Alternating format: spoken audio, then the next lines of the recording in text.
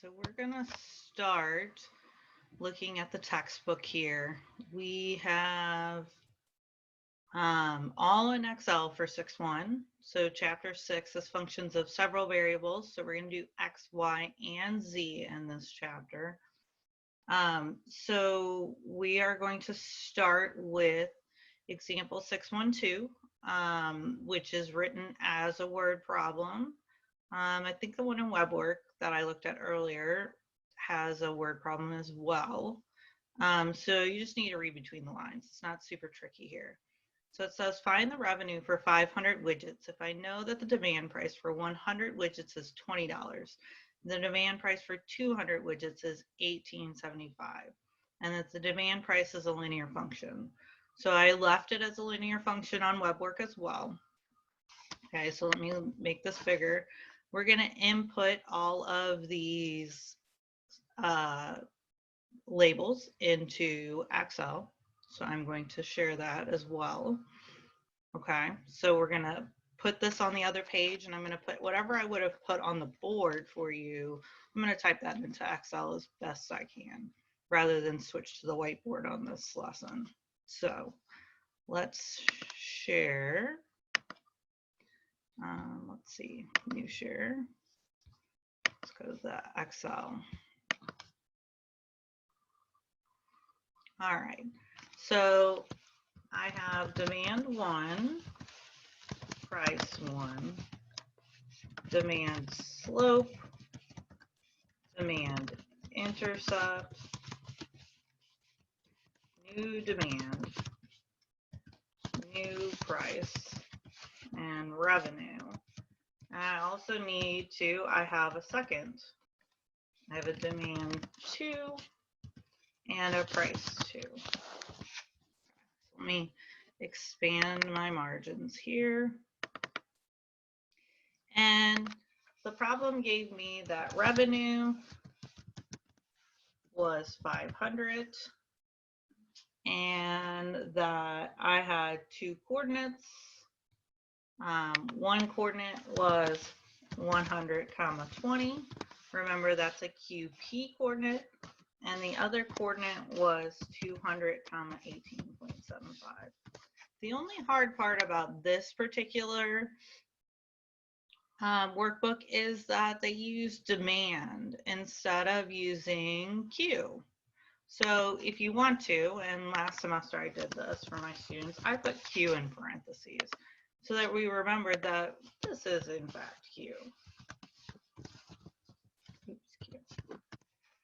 Okay, so if I'm putting in QP coordinates, it doesn't matter which one I put where, but I'm going to put 120. Let me expand this one again. And I'm going to put 200, 18.75. Okay, so slope is normally y2 minus y1 divided by x2 minus x1.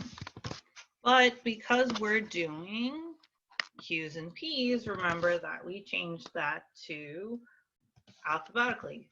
And we did it P1. Well, I guess we're using 2's and 1's. So let's use 2's. P2 minus P1 divided by Q2 minus Q1. And so we're just going to substitute those cell references into B3. So Q2 is D1, and we do need parentheses, D1 minus B1 divided by, oops, hold on, I did Q's. That easily happens. So we want prices again. So I want D2 minus B2 divided by D2 minus, oops, D1 minus B1. There we go. This should be a small number. Okay, so for the demand intercept, okay, the intercept, I normally do y equals mx plus b. And then back in chapter 1, we said that we should do it alphabetically. P equals mq plus b.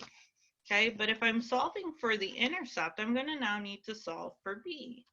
So now I'm going to actually have B equals MQ minus P. So I did, oops, that's backwards, P minus MQ. So I subtracted MQ to the other side. Okay, this slope, again, here we'll put in parentheses, is now M.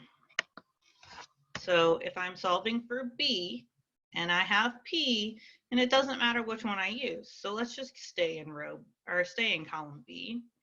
So P is B2 minus M is B3 times Q, which is in B1. Okay.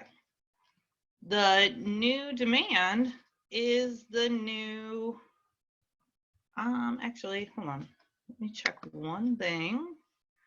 Yeah, the new demand, revenue for 500 widgets. So I did misquote, which I thought. I'm looking for revenue for 500 widgets. So I'm going to put revenue question mark for 500 widgets. Okay. So the new demand that I'm going to type in as an actual number is 500. And my new price, I'm going to go back to P equals MQ plus B. So I'm going to go back to this. So I now have M, I have B, the demand intercept is B, and I have a new Q. So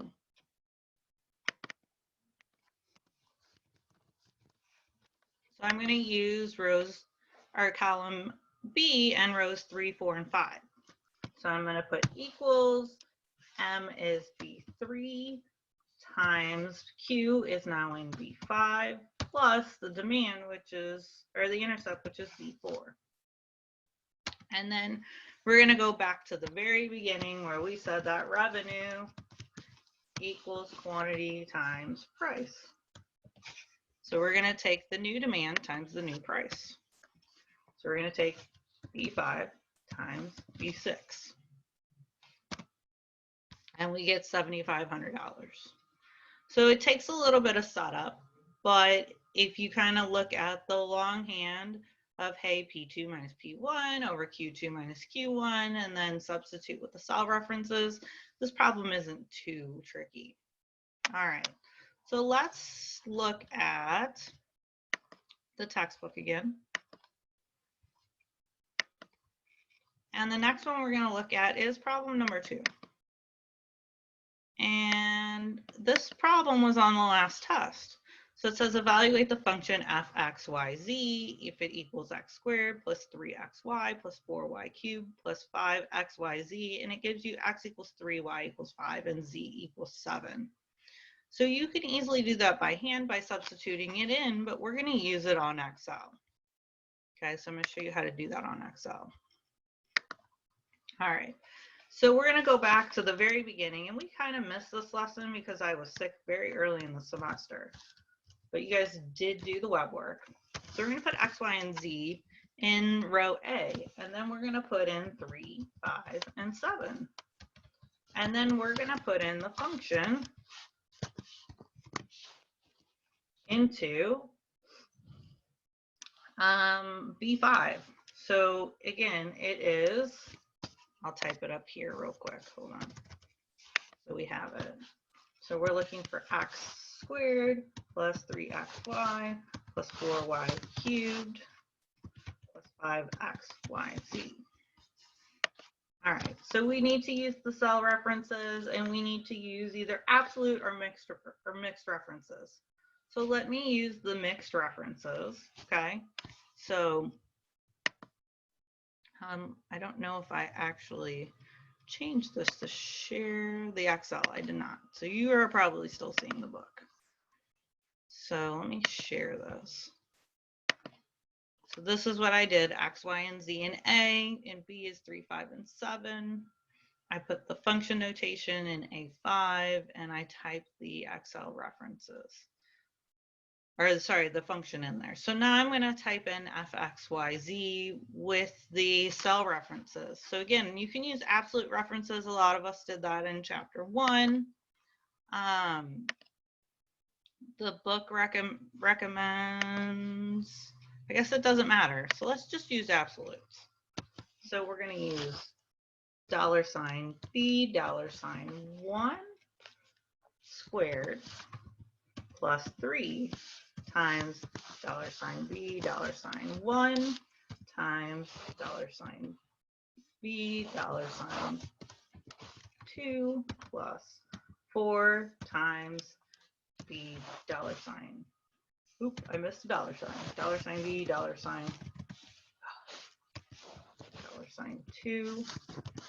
cubed plus 5 times $B $1 times $B $2 times $B $3. Now, if you remember what the answer was from the last test, long time ago, if you actually got it right, the answer should be 1079. So I'm going to cross my fingers I typed this in right. And I got it right. So there's a couple of these on the homework, and it's really getting you ready for the last problem we're going to do. And again, I alluded to this problem when we did it in chapter 1 that we would get there when we got to chapter 6. Okay, so we're going to look at number 10. So let me show you the book again. And we're going to look at number 10. And you're going to do number 11 for homework so that you know how to type in this function. You're going to have to also do this, I think, again in Sex 3. So we're introducing it now, and I'd like you to do it for homework, even though it's not in the web work. So we're going to do number 10. We're going to create a table, and we're going to not only have x's finally. Okay, we're going to do x ranging from -10 to 10 and y ranging from -5 to 15. All right, so I'm going to show you what the function is. And this is a pretty simple function.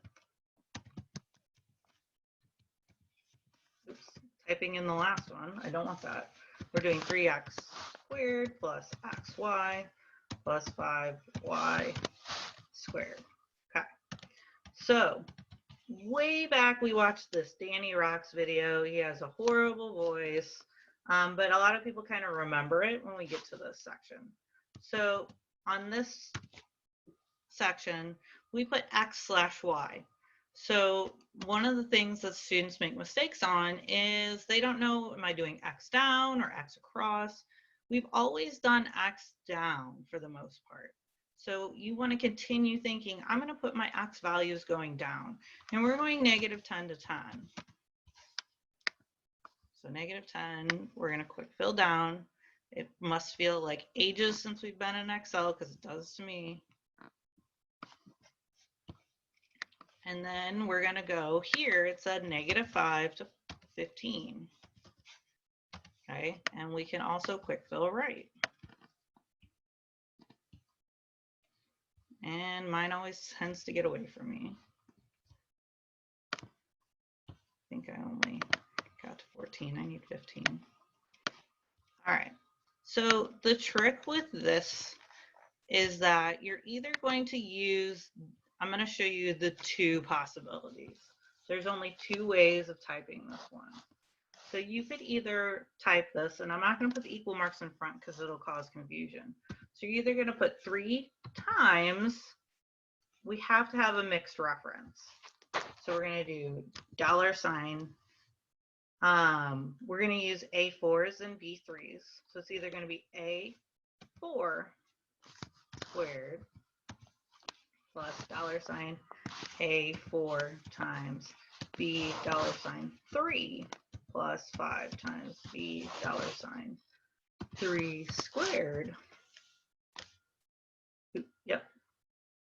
Or it's going to be the opposite way. So it's either in the fronts of A's and in the middles of B's, or it's in the middles of A's and in the fronts of B's. So it's one or the other. So let me show you the other option.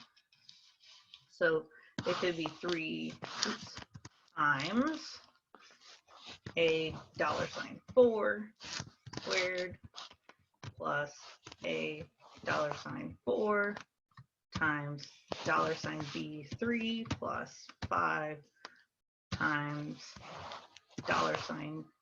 $B3 squared. So one will be right and will look normal when we carry it, and one will look totally wrong when you start doing it. So I'm going to try the first one here. I'm going to try this one. Okay. And because I typed them in, I'm going to probably just copy and paste here. So I'm going to put equals.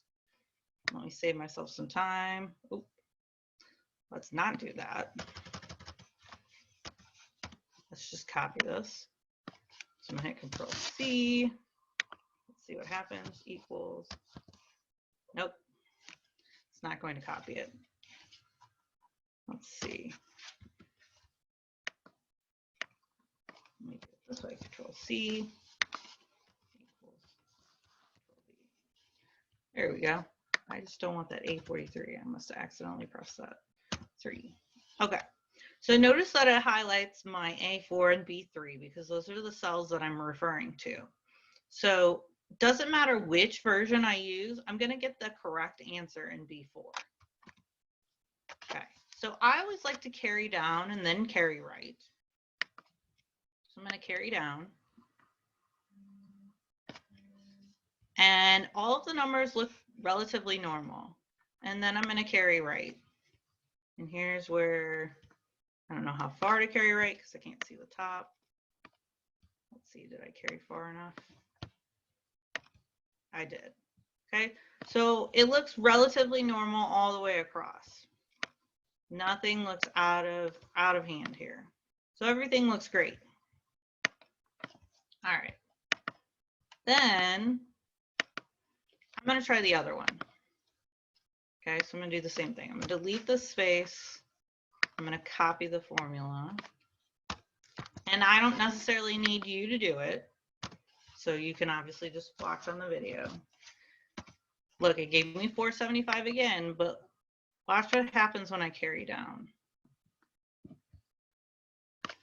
I start getting the dreaded hashtag number, which means that something went wrong along the way. And look at how big it got when I got to B5. It became a gigantic number. So I definitely don't want the second version.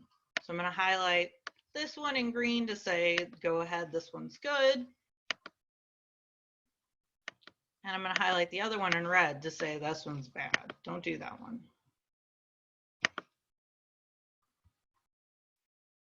So I'm going to put it in bright red. No, no, no. Do not do the second version. Okay. And I'm going to take this formula and put it back in.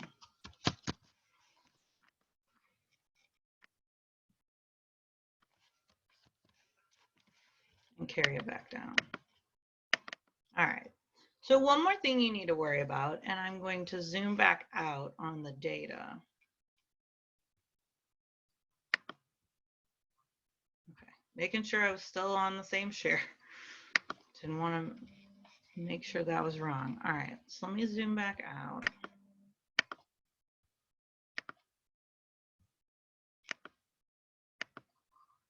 All right, so what I want to do is produce a surface graph. So what I'm going to do is grab everything, not the numbers that are on the outside though. That's a big mistake students make. I don't want the X values and I don't want the Y values. I only want the formulas. So I started calling them guts a couple of semesters ago, all of the guts, all of the insides. That's what I want. And I'm going to go to insert. And every computer is different. So PCs are different PCs are different versions of Excels are different, and different versions of Macs are different. So none of these, I don't want scatter, and I don't want pi. and I don't want a 3D area. Okay, I want a surface chart. So I got to look, where is it at? I don't want that. I don't want the combo. And mine's under this one. Okay, so I want a surface and I want the first one. I want this one that looks like this guy right here. I want a 3D surface. Okay, and so eventually this is going to help lead me to find a maximum or a minimum of a three-dimensional graph. Okay, so that's the main idea here. If you need help when you do the classwork on Monday, let me know. We can help try to find it. Your classmates can help try to find it. It takes a minute, but you absolutely need to have that one when you do the graphs for this one. All right. So the web work's only 4 problems for this section. Do again, make sure that you try and do the textbook number 11 so that when we get to 6.3 and you have to produce more of these graphs, that you are ready for that.